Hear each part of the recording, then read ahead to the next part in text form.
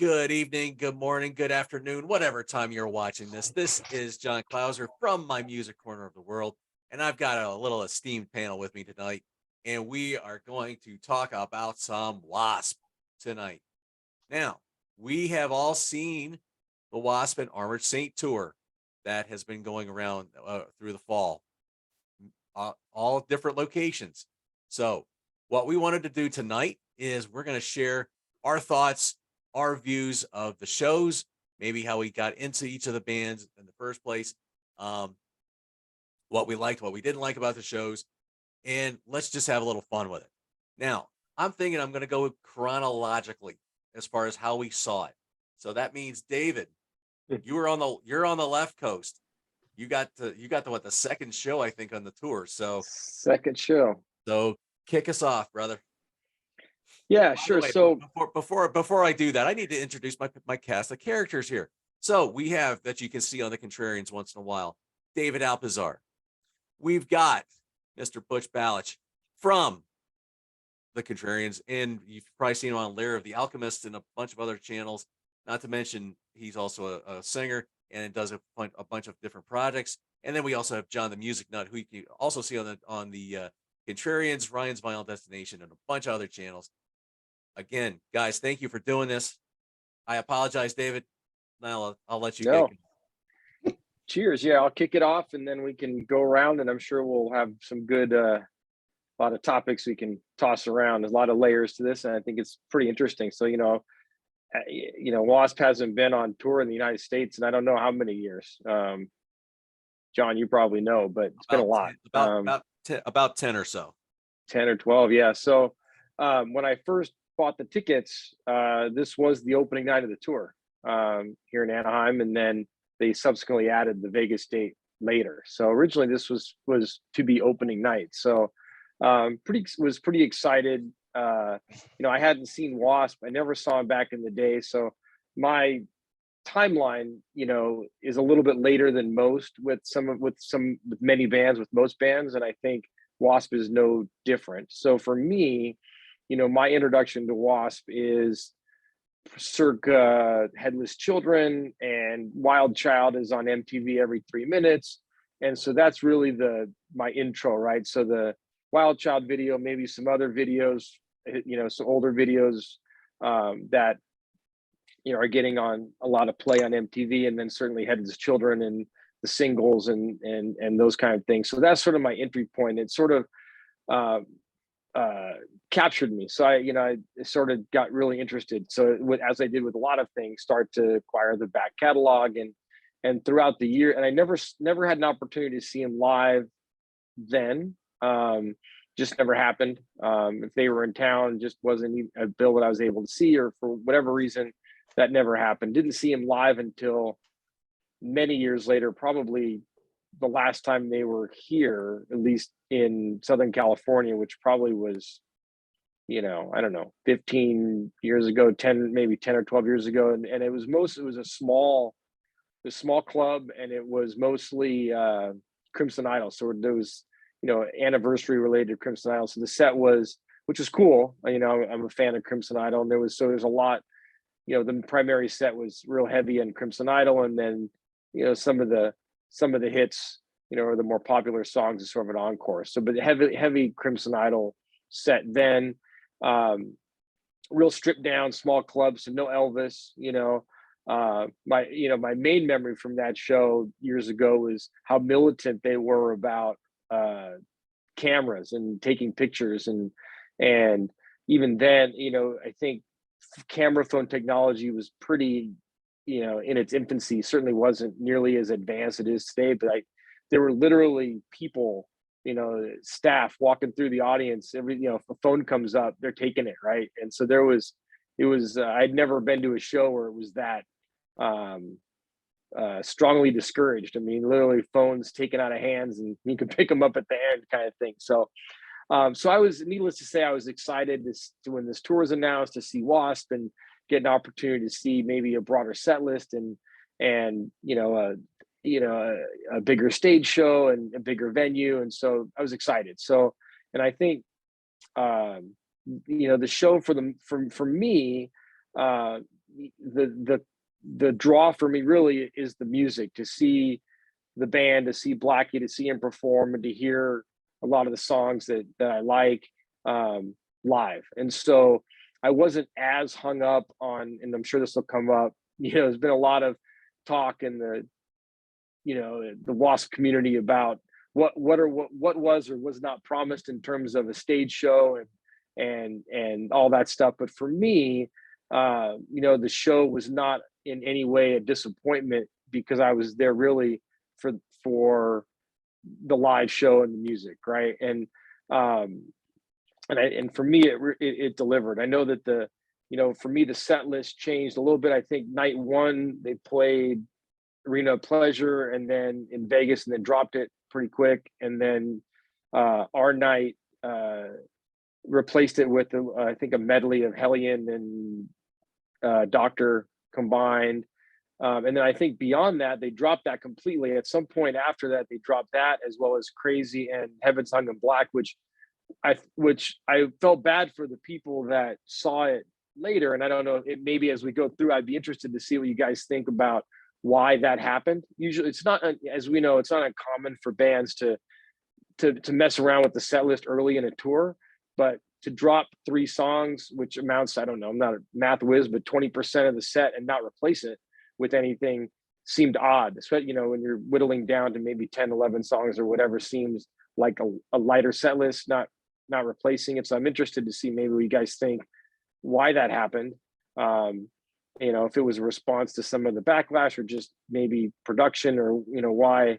I can understand maybe a pared down set list with the Schenker shows. Maybe there was a time thing, but when the Texas shows they did with Schenker, but to carry that beyond that and not bring those songs back, I thought was interesting. So be interested to see what you guys take on that. So, but for my show, I think it was 13 songs strong. I thought the band played great. I thought it sounded good. I mean, clearly, I can hear more background vocals than guys on stage, and I can hear a couple of Blackies. So it wasn't a secret that there, might be a little bit of background help, but it wasn't a takeaway for me. It didn't take things, wasn't a minus. I mean, Blackie was singing and it sounded good. And the guitar player sings great. I mean, it was clearly he's singing live. And so, to me, it was, there was a little bit of help going on, but it wasn't, they're not doing karaoke up there. And I thought the band was strong, and it sounded good. And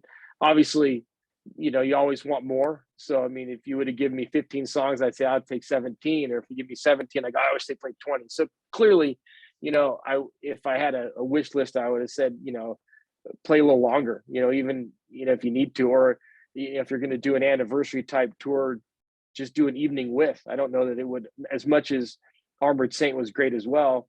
Yeah, I don't know how much that affected ticket sales. I mean, they could have done an evening with and taken Armored Saint out of the mix and added some tunes. So other than that, if it was, if I was in a perfect world, I would say, hey, I'd like more, but the songs they did were fantastic. I feel bad that, a song like Heaven's Hung in Black and Crazy got dropped later. I mean, did such a nice job of Heaven's Hung in Black with the incorporation of the visual, the screens in the back, and there was a lot of historical photos and to go along with the song, and I thought that was cool. And I was disappointed to see that he dropped that. I thought that was a cool moment in the show. I know a lot of people that have been dissatisfied with elements of the tour had kind of hoped for a set list comprised of only the first 3 or 4 records. But even though I never got to see W.A.S.P live, I continued to buy the records. There was something about them. I thought the music, there was certainly different. It evolved, but I think it was still W.A.S.P. And I really enjoyed the records that he put out, the rest of that catalog, Beyond, Headless, and it goes, all these sort of albums that went after that. I always got them, always listened to them, and kind of, for the most part, with the exception of 1 or 2, probably go back to them, quite a bit. So I enjoy the broader catalog. And so the inclusion of Crazy and Heaven's Hung in Black was just fine for me. So I enjoyed that. So I thought the band was strong, the set list was strong. Because of my expectations going in being about the music, I personally wasn't disappointed with, the stage or whatever. So overall, I was a happy guy leaving, getting to see them play, after after a long time. So I thought that's kind of at a high level. I'll get off the soapbox and pass along, and we dive into maybe some of the items and throw them around later. But overall, I was pretty happy. Good. Yeah. Yeah, I was, man, when I saw Heaven's Hung in Black and Crazy were on the set list. I'm like, oh man, great. I'm like, because I love Heaven's Hung in Black, and I think even like I think Hollow Ground I think was I think a maybe a possibility, and then I think that got knocked out on the first night. But yeah, the show got whittled down a little bit. So wow, that's good stuff there, David. That's very good stuff. So all right, Butch, I think you are next up in the chronological time. All right. Yeah, I saw him on the 13th. And just to, I guess to backtrack a little bit, I first heard Wasp around, I guess it's around 83, on W.A.S.P out of Philly, which I'm sure you guys are both familiar with Y.S.P. I mean, they used to have the cool thing was they did Metal Shop, but they didn't they used like the bumpers for it, but they just did their own thing. Like they played whatever they wanted to. So we used to get like, I mean, between Metal Shop and like the college stations in the Lehigh Valley, WXLV and WLVR had metal shows. So there was a guy named Kamikaze Craig that was playing all these underground bands that were just coming up. I mean, it's the first place I heard bands like Malice and Omen and local bands like Destroyer and Tease and so just all these bands that eventually more people would know about, Lizzie Borden and Yngwie Malmsteen but so I heard Wasp for the first time, and it was Fuck Like a Beast, and I was like, I would record the tapes off the radio. So I remember being like pretty shocked by it because I was like 12 or 13 at the time, and I hadn't heard anything like that up to that point. I mean, there certainly was some suggestive stuff I'd listened to, but that was one of the first like explicit kind of things. I was like, whoa, I can't believe I'm hearing that on the radio. It was late at night, so they could play it. So, and then I didn't get that EP right away, but when the first album came out and I heard I Want to Be Somebody, that song hooked me into Wasp like big time between that. And so when I got that on cassette right away, and between that, Love Machine and Hellion and On Your Knees, and I mean, that album is, to this day, it's one of my favorite metal records of all time. It's a near perfect, if not perfect, album. It's just one of those ones that it stands out for the time period, and overall in the history of metal, I just think it's a great record. The songwriting is good on it. The playing, it's interesting to listen to, and they were outrageous at the time. And it's unfortunate I never did get to see them in the 80s. I don't even know that if they came close to Lehigh Valley, it would have been. I remember they were supposed to play with Black Sabbath and Anthrax at Stabler, I think around 86. And I think the plug got pulled really quick for some reason because of I know those bands were touring together. They toured with Kiss too on the Last Command tour, but they didn't when I saw Kiss on that tour twice, but once was at the Spectrum and it was with Black and Blue, and then I saw them with King Cobra, but that's neither here nor there. But I missed the first tour with the Rack and the raw meat and the blood from the skull, and then I missed the Last Command tour with the heads on the spikes. And the first time I saw them was the KFD tour, which was really good. I saw it at the Metropole here in Pittsburgh. I do like that record. even though it's got some industrial elements going on, it's a heavy record. It's brutal at times, really heavy. They were really good live. It kind of, that tour was the first, seeing them for the first time, it kind of like, it predated this whole discussion that's going on now about the tapes and things, because I swear to God, when I saw them, and he would step away from the mic, and then the guys that, Mike Duda would step up and be doing background vocals, and I'd just be like, it sounded like 100 Blackies on the stage. So it was, I mean, they were good though. It was them and Motorhead, awesome show. And again, I've been a fan since the 80s. I like all their albums. I don't think they've ever made a dud. Some are better than others. But for a guy who really, he kind of like, I don't want to, this is going to sound like more critical than it is, but he kind of recycles vocal lines. But he does it so well that you don't even, I mean, there's certain types of songs that he has that he just kind of like runs through. He's got the albums that have kind of like the Last Command vibe, and then he's got the records that have the Crimson Idol. He did the Crimson Idol, then the Neon God records are kind of like in that vein, and he kind of like shuffles the, those things in and out. But every one of those records is good. Gotha was great. I'm still waiting on a new record from them. I'd love to hear more. But what made me excited for this tour, again, I didn't get to see them back in the day, and when it was advertised, when they first brought it up, it was like, the 40-year anniversary, the return of the Winged Assassins. They're gonna, he's talking about they're gonna bring back the stage show and play stuff they haven't played in years, and maybe at the time it was maybe they'd bring back Animal and play it, reversing himself since he hadn't played it in a long time. But so I was interested in that. I mean, I would have gone anyway. You can't beat the bill. W.A.S.P and Armored Saint. I mean, it's a metal show.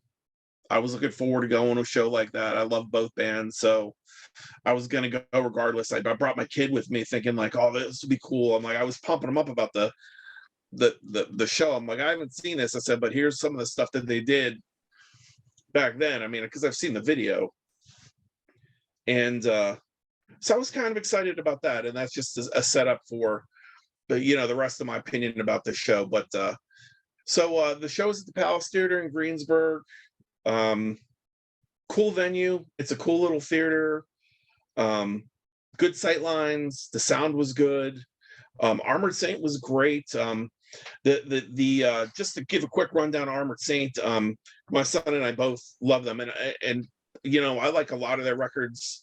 I like them just as much, if not more, than W.A.S.P. actually at times, depending on the album. And they were great, but I knew things were. This was like right when Butch was starting to have. He was sick and was having some trouble with his vocals, and I knew when they came on stage and they opened with Rain of Fire and he was singing everything down an octave, and I turned on my kid and I'm like, I think there's something up with his voice. And at that point, I didn't know if age was finally catching up to him, because he's been like ageless. The last time I saw him, he was godly. And then he just mentioned at some point during the set, he said not to be.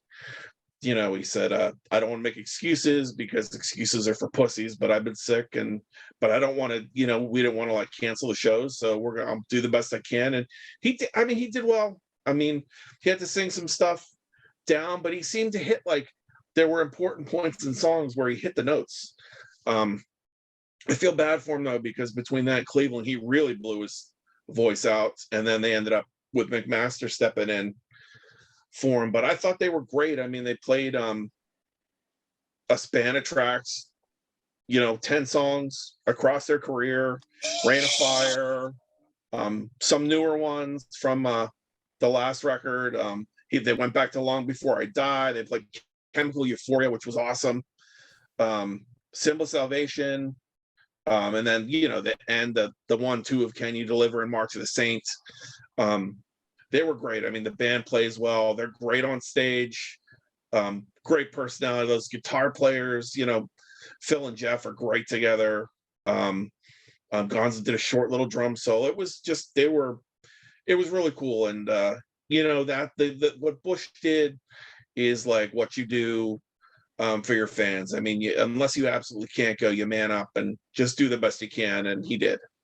So and my son loved them. Like, we listened to him a little bit on the way down, so it was cool. I'm like, here's a 16-year-old kid that's getting into some of these bands when I'm taking him to see them. So so then after a bit of a wait there, W.A.S.P comes on, and it was cool. I mean, I'd seen ahead of time, I'd seen the set list, so it was interesting to me when I first saw the list. I'm like, on one hand, I liked that they were playing, things like, at the time, Heaven's Hung in Black and Crazy and Arena of Pleasure. But I was a little bit surprised, because I'm like, oh, I thought they were gonna, it's not like I necessarily wanted to hear just songs from the first few records, but I thought there'd be more of a focus on it. I thought it would be like a chunk of I thought the set, first of all, I thought they'd play at least 15, 16 songs. I mean, most bands, when they headline, are playing 90 minutes or more. But and I think we got, I'm not sure how many we got. Let me see here. W.A.S.P, Greensburg. But they were, it was cool. I mean, and also I knew, you can't, there's not, unless you don't live on the internet, I'm on the net every day. Like, I know I was going to eventually see what the stage show was, so I knew it was the whole, like, kind of like circus kind of vibe with the screens, and there's some skulls and stuff, but nothing like, they didn't bring anything back. So part of me was like, okay, it's not as advertised, but what are you gonna do? I mean, again, I'm more of a music guy. Like, I enjoy a good stage show, but it wasn't gonna make me cry in my Wheaties or anything that they didn't bring back the rack. I mean, first of all, when they first announced the tour, I'm like, there's no way they're going to be able to pull this off anyway in the era that we're in. The chances of them using some of these elements that they used on the first tour with the woman on the rack, or even, I mean, they did that too on the KFD tour, that, with a nun on the rack, and I knew they wouldn't do it. But so I thought the show was cool, though. The lighting was cool. I liked the use of the screens. The set list was cool, except I hate medleys. It's, play the song or don't play the song. Like, and they've been doing this for years. That Dio was another one that would do that.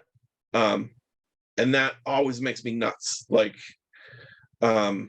it's just like, they just like tease you with it, because I love some of the songs. Like, I love On Your Knees. I love Inside the Electric Circus. I'm like, give me the song, please give me the whole song. I don't want just part of it. But I mean, I don't know if it's to preserve. I mean, his style of singing is hard, would be tough to do every night. So maybe it's a way to try to fit in as much as they can to please as many people as they can and protect his voice. Maybe that's why some of the songs are gone. I don't know, but it was cool. I mean, I enjoyed hearing some of the Crimson Idol stuff. They played well. His voice sounded pretty good. I mean, I did have some question early on. The vocals seemed really perfect on the first song, like almost like album perfect. And I remember thinking I couldn't tell how much background they were using, but ultimately I could hear, like, you could hear when a human voice is live. I mean, his mic was on, he was singing, the guys were singing. I mean, and after seeing his explanation about, he just likes to have the vocals layered up. And so whatever. I mean, he's not like lip syncing up there that I could tell anyway. I mean, I was way up. But they were good. He's an engaging frontman. He has a reputation as being pretty surly, like, when he's not on stage. You've heard things, we've all heard things in the past about how he is, regarding difficulty getting that stage set up. He used to have trouble with that mic, that huge mic stand of his. He had one that was even heavier, I think, than the one that he's using now. And we used to hear, you'd hear issues when he was on tour about problems in the clubs. And and Ronnie Romero was complaining about him too. But that's neither here nor there, I guess. But I thought he's good on stage. He obviously cares enough to put on a good show. And they were good. It was cool. I mean, I was really glad to see him. I was glad my kid got to see him. We had a good time. Again, they covered a lot of the bases for me. I wish they would have played all of Animal. But I got Wild Child in full. That's my favorite. Yep. I Want to Be Somebody. Love Machine's in there. So surprisingly, nothing from Headless Children other than the Part of the Real Me, which is curious to me. That's one of their best records. You know, I know he loves Crimson Idol, so the focus on it seemed a bit much for a record that didn't do as well here, and since they already kind of celebrated it in the past, but it was cool. I sound kind of like a grouchy old man, but I enjoyed the show a lot. Like, it was great. We had a lot of fun. The bands were great. And it was cool. I mean, I don't know if I'll get a chance to see him again, so I'm glad that I did get to see him on this tour. Hopefully we'll get another record, and hopefully they'll come around again, and hopefully they'll draw. I mean, the crowd was, I mean, the place was sold out. I mean, I don't know how many people it held, but it's a small theater. I'd have to look the numbers up. You figure it'd hold at least 1,000 or so. So, and you know, my real only problem during his set was the jackass in front of us that stood the whole time while they were playing, and like he was recording. He had his phone up, and he also had a camera. So he was like doing this kind of thing, like the one, and then the camera in front of it. Was like, my kid went up to him and actually he said to the guy, "Can you sit down?" Everyone, I mean, we're all old. I mean, it's a seated concert, and like I said, I don't mind standing so much, except, you know, if people behind me are sitting, I'm not going to stand, because some of them are older than me. I mean, other than the kids, I was, you know, felt like everyone's like in their 50s or up now. So it's like you get one guy standing that won't sit down. It's like it's a ripple effect. At one point over to the right, this was not my guy, but over here, someone was standing, and the crowd started like yelling. I'm like, sit the fuck down. It was just like, I mean, that's where we all would have been standing in the 80s. It didn't matter where you were in a stadium back in the day. When you were a kid, you were up. But times is different, man. So it's like this one guy, I'm just like, I would love to know who he is. So if I ever see him out in public, I could say, so, dude, not cool, man. So, dude, if you're watching us on this channel, he's gonna come after you. See, I'm not a fighter, but I would have some words. But anyway, that's my. I will gladly pass it off now. Cool. Thank you, Butch. That's awesome. That's awesome. John, the music nut. Okay, well, I saw them November 18, which was a week and a half ago at Penn's Peak in Jim Thorpe, Pennsylvania. And I was really looking forward to this, but at the same time, I knew Blackie had a reputation for canceling tours. So I bought my tickets in July, you know, with my fingers crossed, hoping that the show would go off. Another thing that I was a little concerned about was he was doing a lot of consecutive nights. And he's 66. And we all know how he sings. He puts everything into it. And I'm like, how's his voice going to hold up, you know? But I saw that the tour was going on, and I did see that the song list got cut a little bit. And I'm thinking, well, maybe because he's doing this tour, it's a little harder on his voice. You know, he's decided to cut back a little bit. So just give me an idea of what Penn's Peak is like. It holds 1,800 people. And they have a balcony that runs all around the arena. And on the perimeter, they have seating. And in the middle, they put in the seats according to who's coming in. So for this show, there was very little seating in the middle. It was general admission for the most. It was general admission, the show. There wasn't any reserved seating. But it was mostly standing for this show.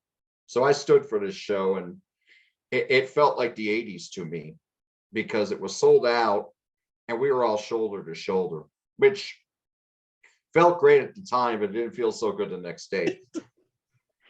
Yep. I had pains, and it used to just be my neck, and now it's the neck and the shoulders and the knees and the back. So anyway, so I've seen a lot of shows at this venue, and it's top-notch place. Staff's wonderful. The people are great. I think I could count all the fights I've seen there on one hand and have fingers left over, and I've seen well over 100 concerts there. Wow. Yeah, it's a great place. The last 10 years I hit the place about 10 times a year. So the sound in there is always excellent as well. Now, most of the shows I go to, I'll get there about 15 minutes before, and there might be a little line to get in, but it's no issues getting in, right? And there have been a few times there was a line out in the parking lot. I never saw a line like this one for W.A.S.P and Armored Saint.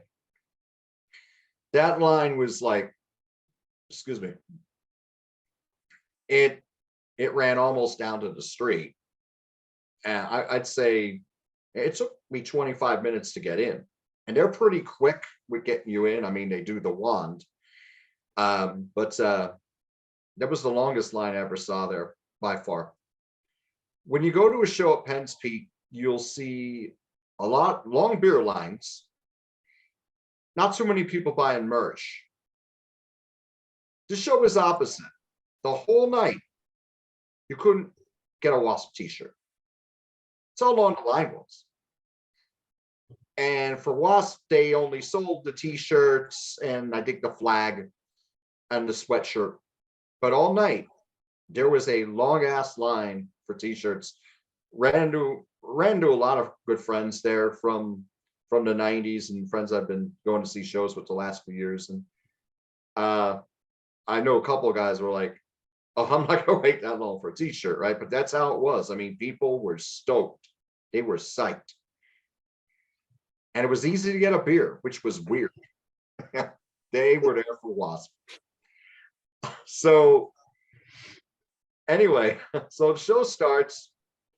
Armored Saint, this was John Bush's first show back after the throat infection, after Jason McMaster was singing with him. And interestingly, I just saw Jason McMaster singing with Accept back in October. And he did a good job that night. The band were on fire. Armored Saint kicked ass. They were a band for me that I always liked, but I never really dove in. I only had the Saints Will Conquer live EP on cassette, and I don't know where that is now, but they were selling merch as well. They sold signed CDs, newly remastered this year, of the first 3 albums, and they had their own t-shirts. And after their set, I picked up Delirious Nomad and Raising Fear, which are albums 2 and 3. They kicked my ass. And it was very easy to get their stuff. Whereas W.A.S.P, you had that long line. But they were fantastic live. They played at the Sellersville Theater a few years ago as a headliner on a weeknight. And while I was watching Armored Saint at Penns Peak, I was kicking myself, why didn't I go see them live as a headliner? This is fantastic. John Bush has lost nothing. He sounded fantastic. The band was tight. They had energy. They were vicious. They sounded great. Unfortunately, they didn't do Chemical Euphoria, which bothered me a little bit. That's my favorite song by them. Even though I don't know a lot about them, I always love that song. But they hit all the other songs they've been doing on the tour. They ended with the 3 songs from March of the Saint, Madhouse, Can You Deliver, March of the Saint. And they were great. They played about 50 minutes. And there's like about 40-minute intermission before W.A.S.P came back on. And at this point, I had moved my way through the crowd, and I ran into a few good friends, including one who got me back into W.A.S.P in the 90s. He got me back into Still Not Black Enough and KFD. Hello, Jared. So I watched the show with my friends that I hadn't seen in a long time. And W.A.S.P came out and they were very energetic. They sounded great. But I did notice that those vocals sounded a little too perfect. And my buddy's like, they sound great. I go, they sound great. They're like menacing. He's singing to a track. But I still love it, because the energy was there. And you did see Mike and Doug were taking some turns backing them up. They opened with the medley. I'm not a medley guy either, but it worked for this show. Probably because the first 3 songs were right off of the debut. And I'll get into how I got into W.A.S.P in a little bit. But I thought that the medley turned out pretty good. I think early on in the tour, I think the medley was only 2 songs though, because I believe early on, I think they were doing On Your Knees Inside the Electric Circus. And this time they did, let me think. What did they do? On Your Knees Into the Flame, into Torture Never Stops, into Inside Electric Circus. I enjoyed it, but again, I'm not a big fan of medleys either, especially some of these classic rock bands who've been doing it for a long time. But that sounded very good. They had the videos playing for their more popular songs. I think they went right into Love Machine and The Wild Child after that, and they sounded very good. I loved their version of The Idol. I thought Doug Blair's the guitarist. I thought that solo was insane. I mean, it was very long and drawn out, and I teared up during the solo. I mean, I thought it was magnificent. And as far as the crowd was really into it the whole night. There was only one small incident, which I'll get into later, but again, it wasn't that bad.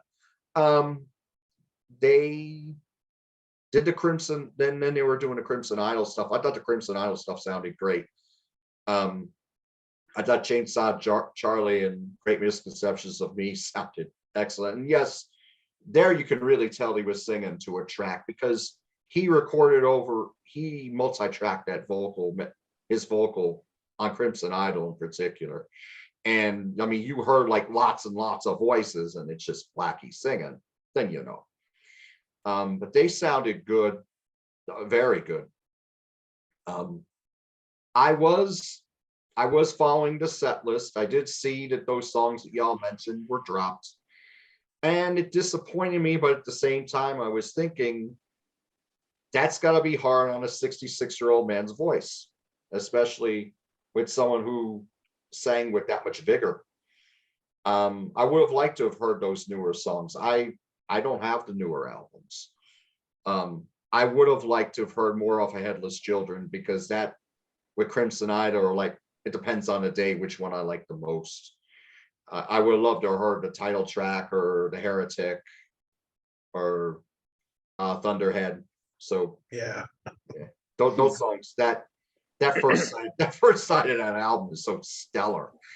But show went off. The show was very, very good. They sounded great. I mean, despite the fact that Blackie was using a track, I'd see him again in a second. They were just so tight and energetic, and I didn't care. I wasn't thinking about what they did in the past with the rack and all that stuff. I was there for it's the music that got me into W.A.S.P. So I didn't really need to hear Animal. I know that he dropped it for a long time because of the way he lives his life now when he became born again. So it was surprising that he played Animal, but I mean, if he didn't play it, I would have been fine. I did like that little video right before they played Animal, and they were playing the snippets from the the PMRC hearings, I thought that was really neat. And just to hear Frank Zappa and John Denver and Dee Snider testifying, I thought that was so cool. I mean, it gave you an education if you didn't know it, or made you remember how it was back then in 1985 when they had those set of hearings. I thought the encore was very good. I would have liked to have heard more songs. Like, they only played an hour 20. If it was an hour 45 to close to 2, I would have been seventh heaven. I would have loved to have heard, as I mentioned, I would have loved to have heard a lot of stuff off of Headless Children, you know, maybe 9-5 Nasty from Inside the Electric Circus, songs like that. But there was, during the encore, we thought there was a fight near us, but it turned out some idiots decided they were going to slam dance. Well, it wasn't cool in the 90s, and it's not cool now. I mean, and fortunately that got broken up pretty fast. Their security there is great. They usually stop problems before they start. Now, how I got into W.A.S.P, I heard them in '84. Excuse me. I heard Animal first.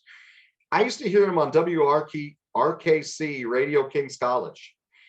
And they had a metal show on Saturday afternoons from 12 noon to 3 p.m. That was my introduction to W.A.S.P, and also the I Want to Be Somebody video on MTV.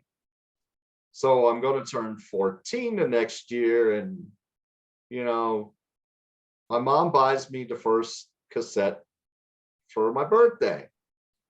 So she gives me the cassette, right? She goes, you know, John, when I went to the store, Joe Nardone's Gallery of Sound, which I still go to this day, but there isn't one 2 miles from where I grew up anymore.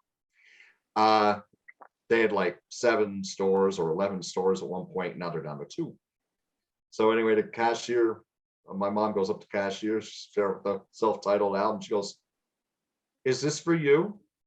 No, this is for my son. And she says, God bless your ears. And my mom told me that after she gave it to me. Gotta love that. Yeah. And what was funny was after I went to see the show on the 18th, I visited my mom the next day because I always see her on Sunday nights. Right. And she'll say, and she knows I'm a concert junkie, and she'll say, oh, who'd you go to see this week? I said, oh, I went back to my youth. I went to see W.A.S.P and Armored Saint. Oh, I never heard of them. I go, well, I got a story for you. And then I just told her that story I told you. And she goes, I don't remember that. I go, yeah, the cashier said, God bless your ears. She goes, I don't remember that. Well, was it good? I go, it's great. But they sold out months in advance, although they didn't announce it as sold out until 3 weeks before because they were still selling tickets on StubHub. So, but yeah, but now it's like, yeah, I'm going to dig deeper in Armored Saint. I think I'm going to check out those W.A.S.P albums that I missed and, you know, pick up some of those, and they come back. I'd see them in a second. Very good. Good stuff. Thanks. There, John. Good stuff. Thank you. Okay. So this leaves me.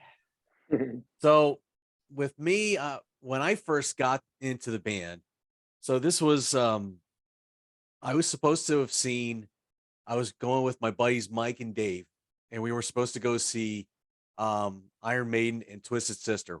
They were supposed to be playing at the Stabler Arena in late January 1985.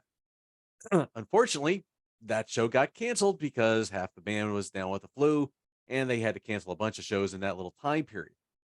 So, you know, that was Iron Maiden that got sick. So, so we didn't get to see that show, but we thought, well, we're going to get together anyway. And we went to the mall, to Lehigh Valley Mall, and Mike got Under the Blade, because we had only been really familiar with Stay Hungry with Twisted Sister at that point. So, this is like early 1985, like I said. So, and Dave got You Can't Stop Rock and Roll. And I thought, well, what am I going to get? So Dave was the one who told me, he's like, hey, I read about this band called W.A.S.P in Circus Magazine or Hit Parader. I think you might want to check those guys out. Okay. So we had to go to all three of the record stores, because at the time there was three of them. We had to eventually get to Wall to Wall Sound at the other end of the thing, and that's where I finally found the W.A.S.P cassette. So I was like, okay, I'm gonna get it. So why not? So so we got home, and then we all, we started listening to we went with Under the Blade first, and we went with Can't Stop Rock and Roll. Then I put W.A.S.P on, and so as soon as Tony Richards hits that, that's when the ride started. I like to think that Blackie and the guys were kind of like my soundtrack to my life, because into the 90s, when KFD came out, I went through a very dark time in my life, and to a point where I wasn't sure if I was going to be around or not. So, it was a really very deep, dark time in my life, and that just happened to be the soundtrack. I don't blame the band, and I don't blame the album. I still made the decisions to get me in those dark places, so I don't blame them for that.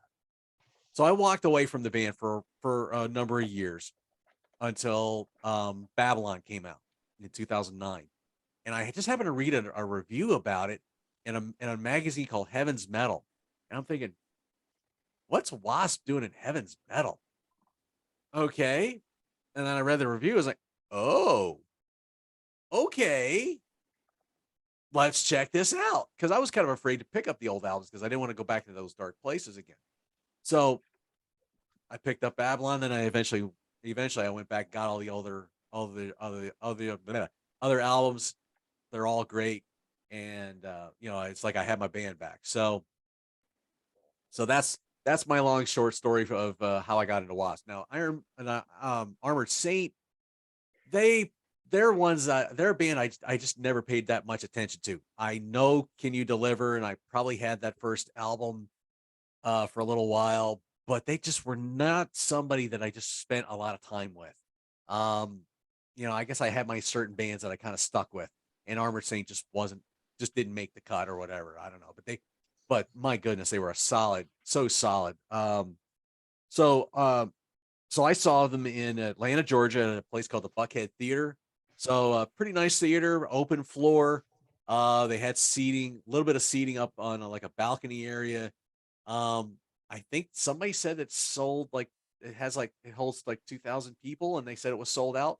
So um, I'll take their word for it, because it certainly felt like there was a good shot of people there.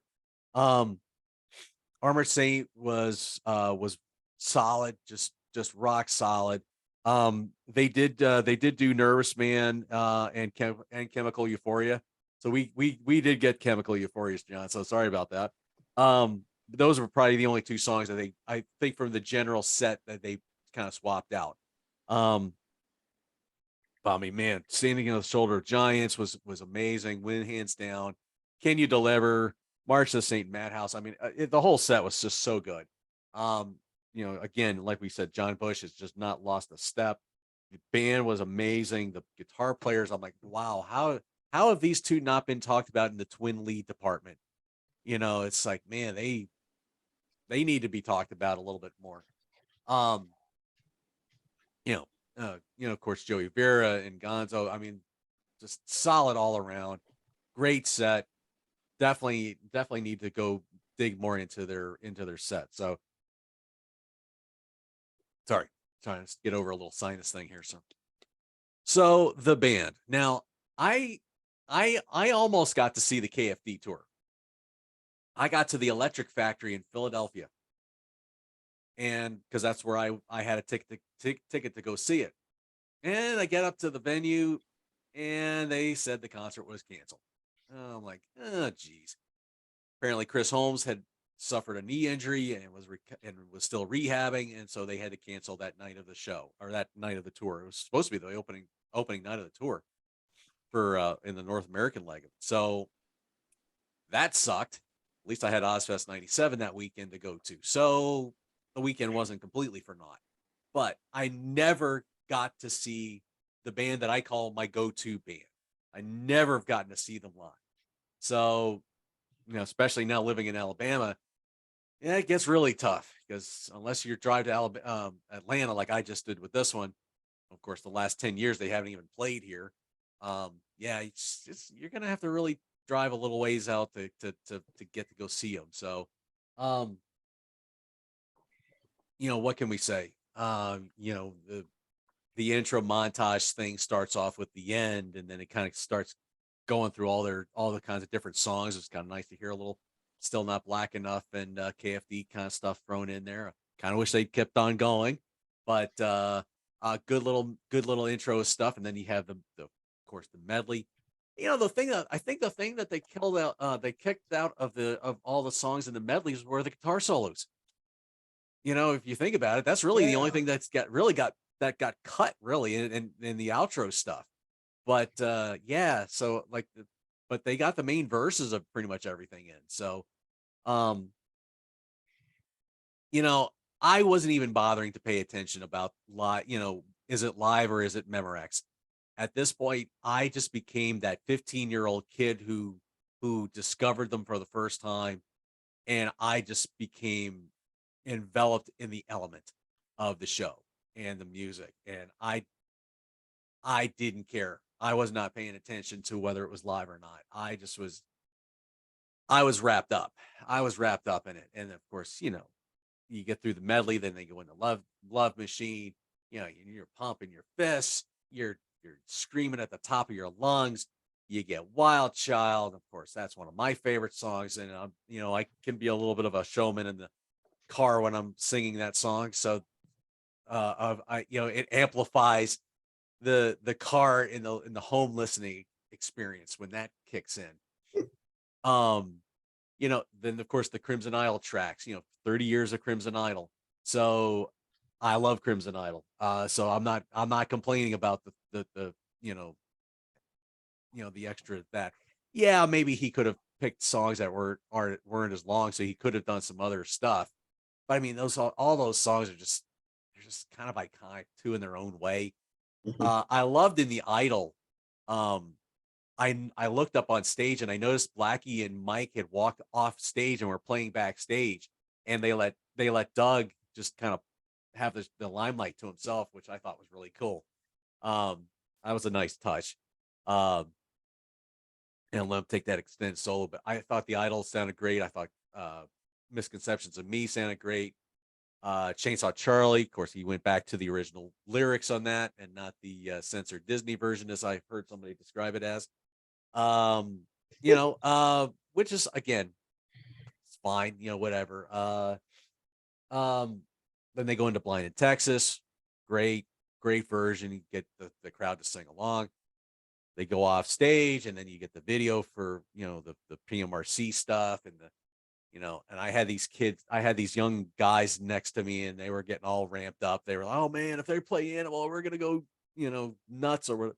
And so, sure enough, man, as soon as Animal kicks in, well, these kids are wanting to crowd surf. So I'm like, "Oh, brother, you realize what kind of age group your audience here is? It's a lot of old fogies like me, man." But and I had some 6 foot tall lady in front of me with big hair, and they were trying to crowd surf over her. I thought they were about to break her neck, the poor thing. But anyway, so they kick into Animal. Here, my thing with Animal is, it was great when I was 15. Now that I'm almost 53, not so much. I kind of lost it after a long time ago. It just, kind of wore its welcome a little bit, but I admit I sang along. So, I'm not gonna lie. Of course, when I wasn't having to dodge the stage, the crowd surfers, um, I could have done without the real me. Believe it or not, it's actually a CD skipper for me on the Headless Children. It's okay. I like it. They do a good version of it, but yeah, I could skip it. that's always a skipper for me. But and of course, I Want to Be Somebody was what ended it. And just he's riding Elvis, going back and forth, and doing all that crazy stuff. And yeah, it was a great set, great show. Yeah, I would have liked to have heard a few more songs. Um, I didn't care one way or the other about the theatrics and whatever, but yeah, it would have been nice to have had a couple more extra songs. But I mean, Armored Saint didn't take the stage until 8 o'clock. I don't know if some places have like curfew times, and they got to have everybody out at a certain time or whatever. I don't know, but it is what it is. I thought it was I was for a couple days I was just like on cloud nine because I just couldn't describe what I just watched because it was something I've been waiting so long of my life to finally see.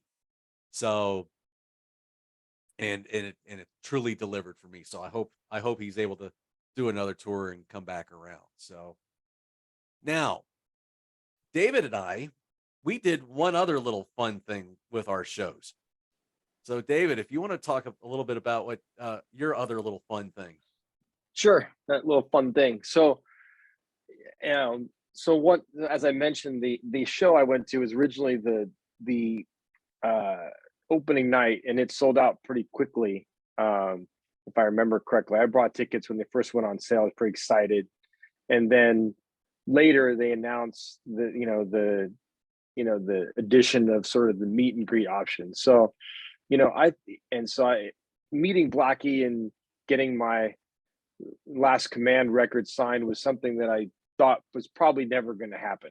I didn't know if I was ever going to see W.A.S.P live again, let alone, because it seemed, Blackie is, from what I, can tell, pretty elusive, and, is not readily available for these kind of things. And so, unless it happenstance, I tripped into it, it probably was something that wasn't going to happen. So when this happened, when this opportunity came up, and I decided to participate and do it. And I think, meet and greets kind of come in all different flavors. And I think that this one I thought was really well put together. I think, it reminiscent, and I didn't participate in the sort of the early Kiss meet and greets. I have done Kiss meet and greets, but not the early ones. And I think sort of the common thread, Michael Bramvold, who is kind of working with W.A.S.P now, was working with Kiss on those early. And I think that how this is put together is certainly, there's some elements that are reminiscent of how those were put together, that I think lend itself to be a pretty cool experience. Whereas, a lot of meet and greets are not limited to how many people can come, and it tends to be sort of a cattle call, and you kind of run by the table, and maybe they sign something, and if you get a photo, and everything happens so quickly, and then you're done. And and it's sort of a really brief experience, and maybe you get your record signed. But this is nice because it limited to, I think, 25 people, and it's managed really, really well. The guy that manages it really keeps things in line. Things can tend to get out of control with these things, particularly when people want to not follow the rules that are set forth. Like if there's, hey, we're going to sign 2 things, and they bring 6 things, and then when they get there, usually it happens in the front of the line. And if you've got 50 people or 100 people, and if you happen to be in the back of the line, you're hosed. Because by the time you get up there with your 2 things, you're like, hey man, I followed the rules. I got my 2 things. If people in the front of the line have more things, and they kind of give them start making exceptions, and that, that's fine. But what happens is you get a time element. And then by the time you get up there, you're even more rushed because now everybody's running behind. And so there's this sort of, that makes things difficult. I think this was really put together, very well organized, limited number of people, and pretty clear on it's 2 items he's going to sign. And then how it was structured was really nice. You come in, and everybody's there in the room. At least for us, we were brought into sort of a back room of the venue, waited for a little bit. Everything was explained pretty clearly. Everybody was there at the right time. Come in, they handed out the pre-signed lanyards, I got that out of the way. Yep, there it is. And then handed out the picks. So we had some guitar picks. Where's my camera? There it is. Some guitar picks. There we go. And so that was kind of out of the way early before Blackie ever entered the room, which was cool. And then, you know, like I said, Blackie comes in. I think we did, you know, the maybe autographs first, if I remember. You know, go up each person with their 2 items, go up, he signs them, and then, you know, then we did, you know, then we did photos separately, and they had, you know, their staff doing photos, which makes it nice because you're not having to handle everybody's camera and kind of get that transfer of camera again takes time. It can get kind of messy. So as long as the guy's doing a good job and the end result are good photos, then I think that works out really nice to have, you know, a W.A.S.P, you know, a band staff member do it. So I thought that went relatively smoothly. And you know, someone mentioned earlier, you know, Blackie has a reputation of maybe being moody or curmudgeon or not really knowing what you get out of him. And he could not have been cooler. I mean, really talkative, you know, he smiled a few times, which I don't know if I've ever seen him smile, but super engaging, talked to people, shook hands when you kind of came up to the table for your photo. And that was cool. And so all of that happened in a very organized way. And then sort of the cool thing I think that was unique to this, as opposed to maybe like a cattle call meet and greet, is sort of the Q&A. Again, like, you know, I'll liken it to Kiss. You know, Kiss these days, they have a sound check option. You can go to sound check and they're on, and the band plays a few songs, and the folks that are out there can maybe ask a question, and there's a guy with a mic going around, and usually the loudest and the most obnoxious, the person that stands the tallest, gets to ask their question. Not everybody's going to get to ask one. There might be 50 or 75 people watching the sound check, and 6 people get a chance to answer a question. Sort of a luck of the draw if you're going to get an opportunity. This was, you know, everybody gets to ask one question, you know, and they go, and Blackie manages it really, really nicely, goes right down the line and makes sure that at least with mine, and at our meet and greet, he went down the line, made sure each person got an opportunity to, you know, ask their question, and then he, you know, thoughtfully answers it. And so it really was a cool, unique opportunity to get a moment, an opportunity to ask Blackie directly a question, whatever you want, you know, and not be, you know, it wasn't, so like I said, it was very organized and structured, and Blackie took the time and gave, I think, honest and thoughtful answers to the questions. Didn't kind of, you know, gave everybody the respect of giving an answer, you know, and I thought that was cool. It kind of went right down the line. So all of that was really cool. And then sort of the added bonus of getting on stage and getting a photo with Elvis, that's cool, you know. So I thought, for, you know, not cheap, you know, $250 or whatever it was, or $300, but I think for what you get relative to that same money for other meet and greet experiences, I thought it was you know, good value in terms of what was offered and the experience. And so, you know, I was, you know, I felt like I got value, and I got, you know, what I paid for, and I felt that, you know, I walked away feeling pretty good about it. Yeah. How about you, John? Yeah. So, you know, for me, I mean, again, I mean, just the fact I got to see the band were words I never thought I'd actually get to say. And then I'm like, oh, I can actually meet him again. Words I never thought I'd hear myself say. And I'm like, I don't care how much it costs, I'm getting it. And I did. So then I'm just thinking, well, what the heck am I going to get him to sign? Well, unfortunately, I had all those old 12-inch singles and all that stuff back in the day, and you know, life happens, and unfortunately, I had to unload a lot of stuff, on which I hated to have to do that, but I had to.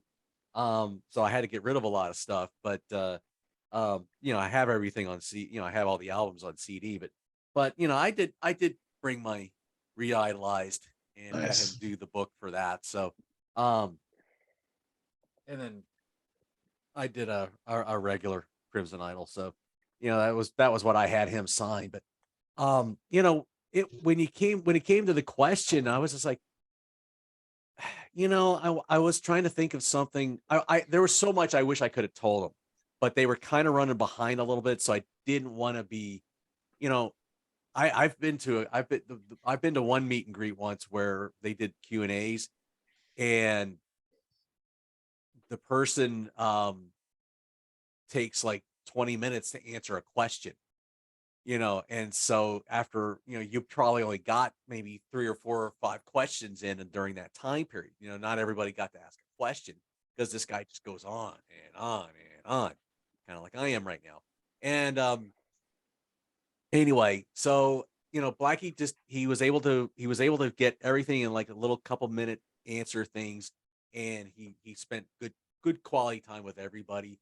Like I posted my video of what I did with him. I thanked him for being the soundtrack to my life, and I basically just said, when it came to how he was more open about his faith and his spiritual stuff, I guess I should have asked him, were you getting encouragement or discouragement from fans, like outside shows or different stuff like that? I was curious, and I didn't get to that part, but his answer was still pretty good. It was a good answer, and um, I was trying again. I'm trying to think out a little outside the box. He's like, what's a journalist going to ask him? I want to stay away from those kind of questions. So let's try to come up with something that's a little different and outside the box. But yeah, I shook my hand. So that was cool. I almost didn't want to wash my hand for the next week or so. But it was what's funny is there was a lady that was behind me, and she was just like tears just running down her face. And she got up to him in line, and Blackie sees her, and he stands up, come here, gives her a nice big hug, and and I think that absolutely made her day, because I think she was trying to be I think she wanted to be her wife, his wife, I think, back in high school. So yeah, big time crush. But yeah, that was special. That was really cool.